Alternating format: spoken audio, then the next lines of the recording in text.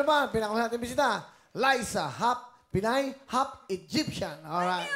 Hello. Oh, thank you, Liza. Yun ang camera. Bumati ka muna. Ay, binabati ko po lahat ng mga taga San Jose del Monte, Bulacan dyan. Hello po sa inyo. Tsaka po sa mga taga Marilao, tsaka po sa lola ko na nagpalaki po sa akin. Nandito na ako sa Wawawin. Okay, ilan taon ka na, Liza? 18 po. 18. Ang mama mo, nasaan? Nasa Dubai po siya ngayon. Nasa Dubai. Batiin mo, napanood tayo sa Dubai. Ma, alam ko, magugulat ka. Kasi hindi ko sinabi sa iyo.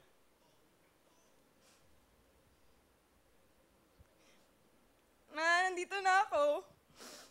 Sana maging proud ka. Yun lang po. Okay. Ang mama mo ay nagtatrabaho sa Dubai bilang isang? OFW po siya sa isang company. Okay, so ilang kayo magkakapatid? Dalawa po kami. Ang father mo isang Egyptian. Egyptian po siya. Ito yung picture. Ito po. Pakita natin. Kilala mo ba siya?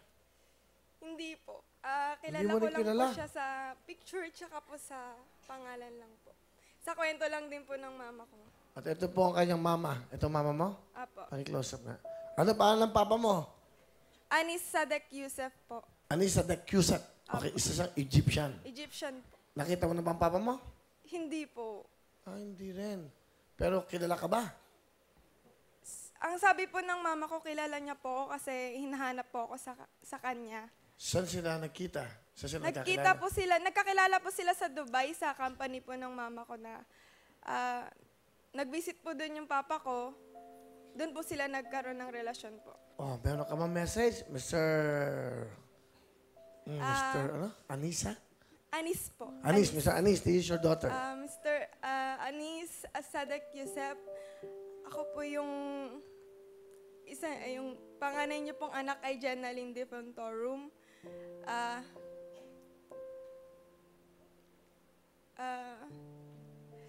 Kahit alam niyo po kung asan ako ngayon.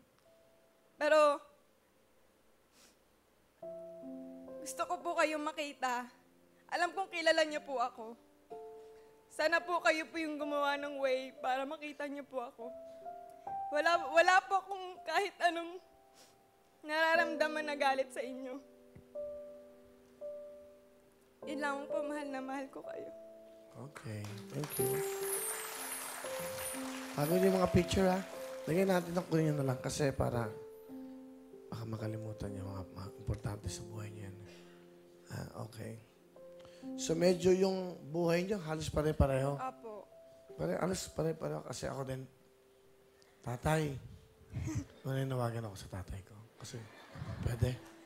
Kasi halos, okay lang? Okay lang, Okay lang po. po. Tay, kung nasaan ka man, andito ako ngayon. Kahit paano, sayang. Pero huwag kang mag-alala. Magkikita rin tayo dyan. Foreigner din po. Ha? Foreigner din po. Di patayin na yung tatay. Ano binati ko lang? Hindi siya foreigner. Pilipino siya. Okay. Maganda yung tanong niya, no? Kita? Akala niya foreigner yung tatay ko. Mukha kasi akong foreigner. Okay, tatay. Taya, huwag mo akong dadalawin. Sino ang kasama? Pinapakilala ko po sa inyong lahat ang nagpapatibok ng aking puso. Ang pinakagwapo kong boyfriend, na si Paul. Hello po, Kuya Will. Magandang hapon. Paul! Ilan taon ka na? 19 po. Sa akin nagkakilala ni Liza. Sa school po, Kuya Will. Nag-aaral ka rin. Opo. Ano ba gusto mo sabihin sa nagpatibok ng puso niya? Alay, Ang puso mo? Okay, sorry. Okay? kahit anong problema yung dumating sa atin, lalampasan natin yun, lahat ng pagsubok. Tsaka, huwag kang mawawalan ng pag-asa sa buhay kasi pagdadaanan lang natin yan. Yun lang po. Ano gusto mo sabihin? Thank you talaga. Thank you sa inyo ng parents mo. Kasi sobrang support niyo ako. Yun, kundi dahil sa inyo, hindi kami matutuwid ng kapatid ko. Siguro, naghahanap pa rin kami ng matutuluyan ngayon. Yun, thank you talaga. Pati sa mama at papa mo. Ito yung camera mo at papa niya. Mami, ano? Tita, hello. Nasa backstage ka lang. Hello. Ano, sumama. Apo. Siya po talaga nag-push sa akin para pumunta po dito. Mabait, no? Apo. Mabait ng magulang mo, ha? Saka si Paul. Paul, ano nagustuhan mo kay Liza? Ano yung katangian niya? Maganda po kay Will. Oo, siyempre. Tsaka mabait po. Mabait. Tsaka bago po sa paningin ko eh. First day po, first day. Yabang itong... bago sa paningin. Ano ibig mo sabihin? Pag luma na, wala na. Hindi naman po sa ganon kay Will. O ano? Hindi ko alam kay Will. Basta maganda kasi.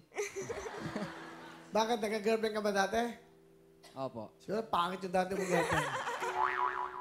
Opo. Sabi niya, maganda ka. Siya ba? Guwapo? Mabait po.